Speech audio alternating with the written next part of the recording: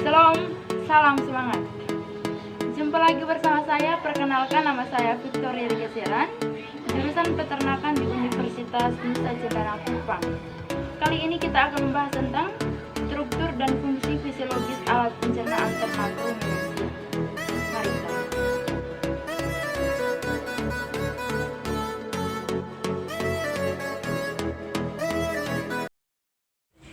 Struktur dan fungsi fisiologis alat pencernaan ternak ruminansia. Alat pencernaan atau aparatus digestivus pada ternak terdiri dari satu, organ pelengkap seperti gigi, lidah, dan kelenjar pembantu. Yang kedua, organ utama atau traktus alimentarius seperti mulut, faring, esofagus, lambung, usus halus, dan usus besar. Pada dasarnya semua ternak mempunyai alat pencernaan dengan fungsi yang relatif sama, kecuali ternak ruminansia yang memiliki struktur gigi dan lidah yang lebih kasar, serta adanya lambung jamak atau yang terdiri dari 4 ruang, yaitu rumen, retikulum, omasum, dan abomasum.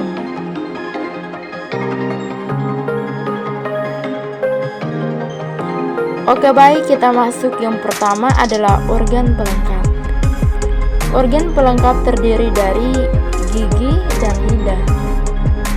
Gigi berperan dalam proses mastikasi, remastikasi, dan ruminasi bolus. Gigi tetap pada ruminansia berjumlah 32 buah. Lidah. Lidah berperan sebagai pengaduk untuk bolak-balik makanan sewaktu pengunyahan, agar tercampur dengan saliva dan pengunyahan terjadi sempurna. Lidah pada ruminansia, permukaan lidah agak kasar dan dapat membelit rumput untuk dipotong dengan giginya. Kita lanjut, yang kedua adalah kelenjar pembantu atau kelenjar getah cerna. Ada 2 kelenjar pembantu, yaitu kelenjar yang terdapat di dalam dinding saluran pencernaan dan yang di luar dinding saluran pencernaan seperti kelenjar saliva, kelenjar pankreas, dan hati atau empedu. Yang pertama adalah kelenjar saliva. Kelenjar saliva atau glandula salivarius pada ruminansia terdapat atas 3 kelompok. Yang pertama adalah kelenjar parotis dan malaris. Inferior merupakan kelenjar sekresi murni dan bersekres dan dapat distimulasi secara fleks dari mulut dan rumen. Yang kedua adalah kelenjar kecil di bawah pipi, palatum atau langit-langit, dan faring. Sekresinya sedikit jika tidak ada stimulasi. Saliva dari palatum sangat mukus. Yang ketiga adalah kelenjar submaxillaris, submandibularis, dan subliguaris, dan terakhir adalah kontrol sekresi saliva. Kita lanjut, kelenjar pembantu yang kedua adalah kelenjar pankreas. Fungsi utama kelenjar pankreas adalah menghasilkan getah pankreas yang disekresikan ke dalam usus halus melalui ductus pankreaticus. Amilase dan lipase pankreas disekresikan dalam bentuk aktif. Enzim lain yang disekresikan adalah ribonukleas dan deoksiribonukleas. Dan yang terakhir adalah kontrol sekresi pankreas. Kita lanjut, yang berikut adalah hati dan sekresi empedu. Hati atau hepar adalah kelenjar terbesar dalam tubuh. Hati menerima sebagian besar hasil absorpsi dari usus halus melalui vena porta. Dengan demikian, fungsi utama hati berkaitan dengan proses metabolisme dalam tubuh, yaitu yang pertama sekresi empedu, metabolisme protein, karbohidrat, dan lemak, detoksi zat-zat berbahaya, penyimpanan vitamin, destruksi sel-sel darah merah, dan yang terakhir pembentukan protein darah.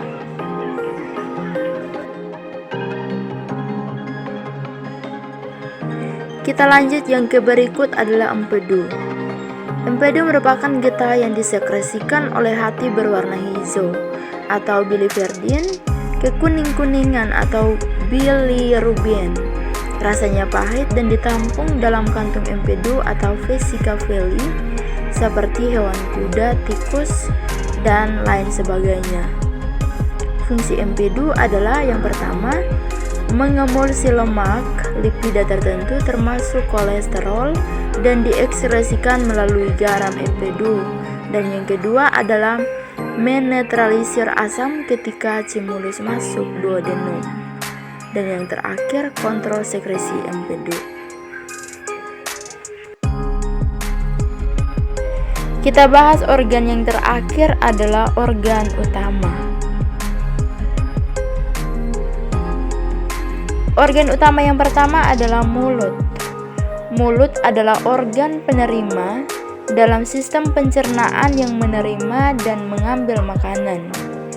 Berfungsi untuk mengunyah makanan menjadi bagian-bagian yang lebih kecil dan mencampurkan dengan saliva sebelum makan dan didorong ke dalam esofagus.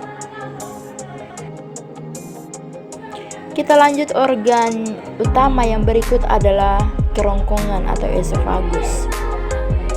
Kerongkongan adalah organ yang terbentang mulai dari daerah faring, melewati rongga dada, diafragma, sampai ke dalam lambung atau rumen pada ruminansia.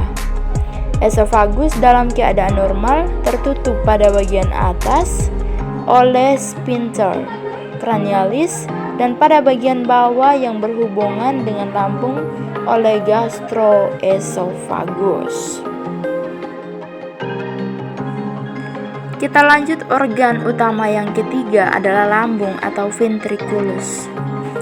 Pada ternak herbivora non-ruminansia seperti kuda dan kelinci, lambung relatif sederhana dan mirip lambung karnivora, kecuali usus tebal yang lebih besar.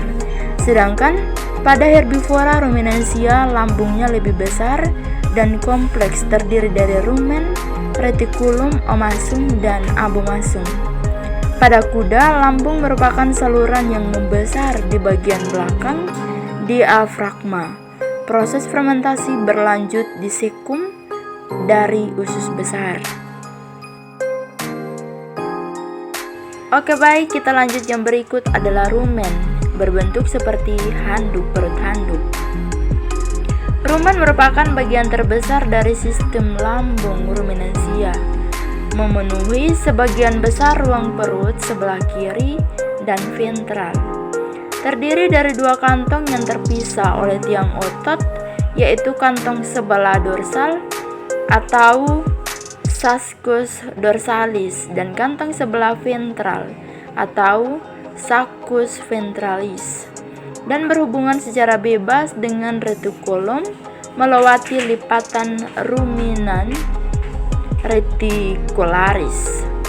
Peranan rumen sangat penting karena sebagian besar proses pencernaan melalui fermentasi mikrobial terjadi dalam rumen. Dalam rumen juga terjadi absorpsi sebagian besar hasil fermentasi dan sintesa protein mikroba berkualitas bagi induk. Setelah mikroba tersebut masuk ke dalam duodenum dan mengalami pencernaan enzimatis. Kita lanjut, yang berikut adalah retikulum atau dia berbentuk seperti jala. Disebut juga perut jala. Secara fisiologis, rumen retikulum sering dianggap sebagai satu kesatuan organ dengan sebutan retikulorumen. Retikulum merupakan bagian terdepan dan terkecil dari 4 bagian lambung ruminansia dan sebagian besar terletak di sebelah kiri garis media. Permukaan dindingnya berbentuk seperti jala atau sarang tawon. Tidak ada getah cerna dalam retikulum ini. Fungsinya adalah bersama-sama rumen melakukan proses ruminasi, dan di dalam retikulum ini terjadi juga absorpsi air dan sedikit hasil fermentasi. Kita lanjut, yang berikut adalah omasum. Dia berbentuk seperti buku, makanya disebut sebagai perut buku. Omasum mempunyai fungsi seperti lambung pada ternak non-ruminansia sehingga disebut lambung sejati karena memiliki kelenjar yang berfungsi mensekresikan enzim-enzim pencernaan. Terletak di sebelah kanan rumen yang menghubungkan omasum dan usus halus. Permukaan omasum berlipat-lipat berbentuk tepi spiral. Ruang omasum terbagi dua, dibatasi oleh sebuah pengecilan sebagai batas antara bagian korpus atau fundus dan bagian antrum atau pilori. Lubang pilori kecil, bulat dan memiliki klep yang berfungsi mengatur masuk keluarnya digesta ke usus halus. Kita bahas yang terakhir adalah abomasum. Abomasum berfungsi sebagai mensekresikan enzim pencernaan sehingga pencernaan enzimatis pada ternak ruminansia diawali dari bagian ini. Jadi abomasum itu adalah bagian awal dari proses sekresi. Oke, baik, kita lanjut pembahasannya berikut. Pada gerak rumen retikulum terdapat proses ruminasi atau pengunyahan kembali. Pada proses ruminasi merupakan tingkah laku khusus pada ruminansia. Ruminasi atau pengunyahan kembali terdiri dari 3 tahap. Yang pertama, tahap regurgitasi adalah pengeluaran kembali digesta kasar dari rumen ke mulut karena gerakan antiperistaltik. Yang kedua adalah tahap remastikasi. Tahap remastikasi adalah proses yang sama dengan mastikasi, tapi waktu pengunyahannya lebih lama dan hasilnya lebih halus. Yang berikut adalah tahap redeglutisi. Tahap ini adalah penelaan kembali digesta yang telah diremastikasi ke dalam rumen atau langsung ke retikulum. Kita lanjut pembahasan yang terakhir adalah absorpsi atau proses penyerapan. Proses absorpsi saat makanan melalui dua jalan, yaitu yang pertama, jalan vena portal atau melalui hati.